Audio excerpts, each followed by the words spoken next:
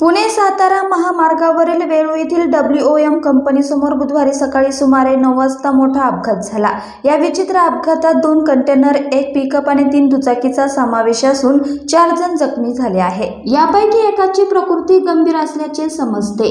दरम्यान WOM कंपनीच्या सुरक्षा व सेफ्टी विभागाने तातडीने त्यांची रुग्णवाहिका पाठवून जखमींना खासगी रुग्णालयात उपचारासाठी दाखल केले। मिळालेल्या माहितीनुसार साताऱ्याकडून पुण्याकडे जाणारा एक कंटेनर ससेवाडी उड्डाणपुलावर आला असता चालकाचे वाहनावरील नियंत्रण सुटले।